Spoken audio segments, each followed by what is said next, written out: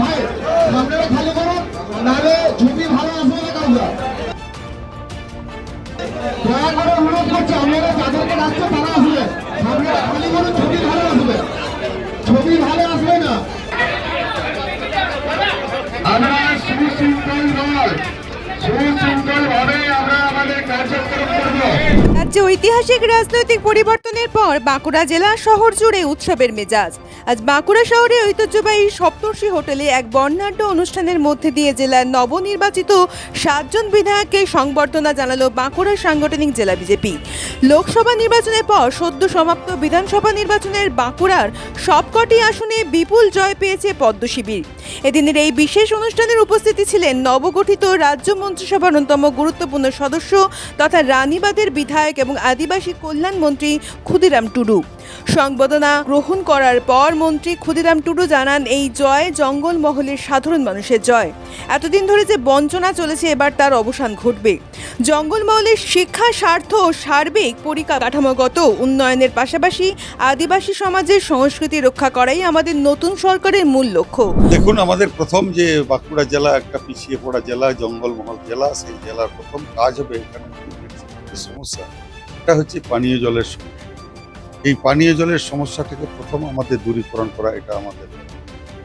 দ্বিতীয় হচ্ছে, যেহেতু বাঁকুড়ার দক্ষিণ দিকে অর্থাৎ জঙ্গলমহল, যেটা খাতড়া, হিরবাঁধ, আবার রায়পুর এবং ছাতনার কিছু অংশ, ওইদিকে তালডাংরা, এই সাইডের রাস্তাঘাটের খুব সমস্যা আছে। রাস্তাঘাট বলতে নেই বললেই চলে, এবং যেগুলো সেই ব্রিটিশ আমলে মোরাম হয়েছিল সেগুলো উঠে গেছে, খানাখন্দে ভরা। এগুলো হচ্ছে আমাদের প্রথম মানুষের পরিষেবা দেওয়ার প্রথম কাজ।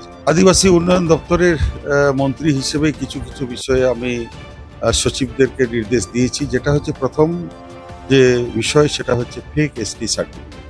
এবং 2011 সালের পর থেকে অর্থাৎ তৃণমূল যে রাজনীতিতে যেভাবে মুড়কির মতো ফেক সার্টিফিকেট ইস্যু হয়েছে, সেইগুলো আধিকারিকদের দিয়ে তদন্ত করে সেইগুলোকে সমস্ত কিছু সমস্ত সার্টিফিকেট বাতিল করতে হবে। এবং যারা এই সার্টিফিকেটের বলেতে যারা সরকারি চাকরি পেয়েছে বা এডুকেশন, আপনার কলেজে, ইউনিভার্সিটিতে যারা মেডিকেলে, ইঞ্জিনিয়ারিংয়ে যারা পড়ছে, তাদেরকে অবিলম্বে বহিষ্কার করতে হবে এবং সার্টিফিকেটগুলো বাজেয়াপ্ত। আমরা তাদেরকে বহিষ্কার করা হবে এবং দরকার হলে আমি অনারেবল সিএমকে বলেছি, যদি আধিকারিকরা যদি না করে থাকেন তাহলে আমি সিআইডি তদন্তটা আমি অর্ডার দিই। অনুষ্ঠানের দলীয় কর্মীদের উদ্দেশ্যে বাঁকুড়ার সাংগঠনিক জেলা বিজেপির সভাপতি প্রসেনজিৎ চ্যাটার্জি বলেন, বাঁকুড়ার মানুষ আমাদের উপর যে ভরসা রেখেছেন তার জন্য আমরা কৃতজ্ঞ। জেলার 7টি বিধানসভাতে দলের কর্মীরা বুথ স্তরে রক্ত জল করা লড়াই করেছেন, যার ফল আজ আমরা দেখতে পাচ্ছি।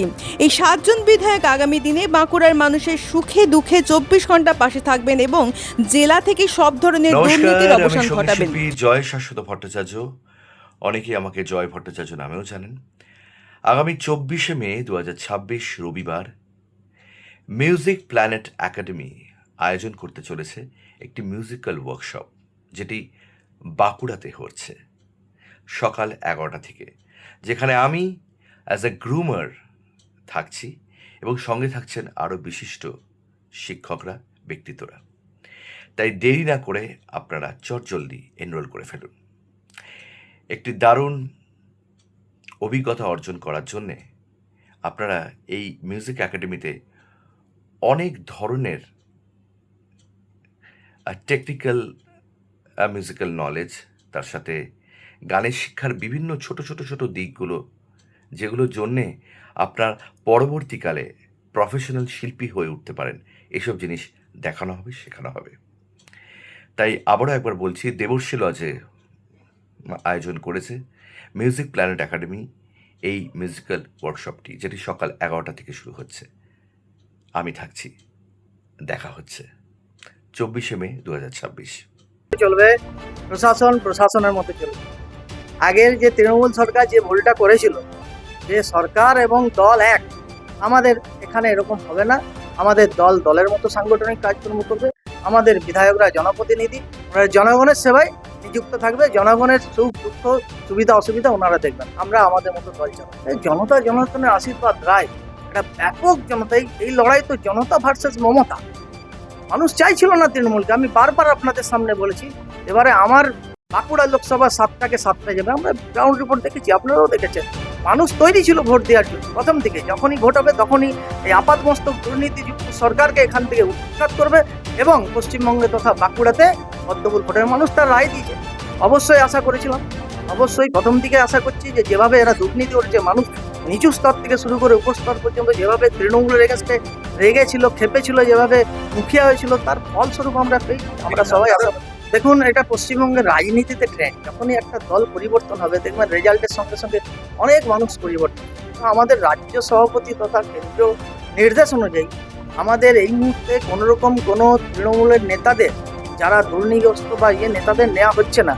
12টার পর থেকে 4 তারিখে অনেক আছে তৃণমূলী লোক, তারা গেরুয়া টিকা পরে এবং গেরুয়া গামছা গলায় দিয়ে বিভিন্ন রকমভাবে অনৈতিক কাজে যুক্ত হয়েছে। সেটা আমাদের সাংগঠনিকভাবে স্ট্রিক্টলি অর্ডার দিয়ে আছে।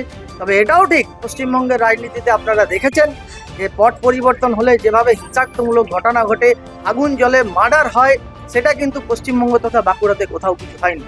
আমরা আইনের হাতে নিজের মতো দোষী সাব্যস্ত হলে তার কাজ করবে এবং আমাদের সেইভাবেই নির্দেশ দিয়ে আছে, আমরা সেইভাবে চলব।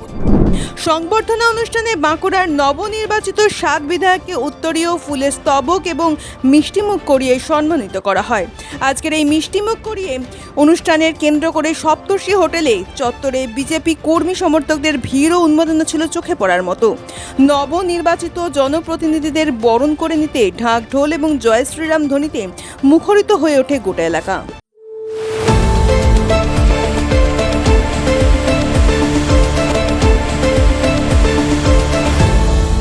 আপনারা দেখছেন এই বেলা বাংলা, শিরোনামে সবার আগে।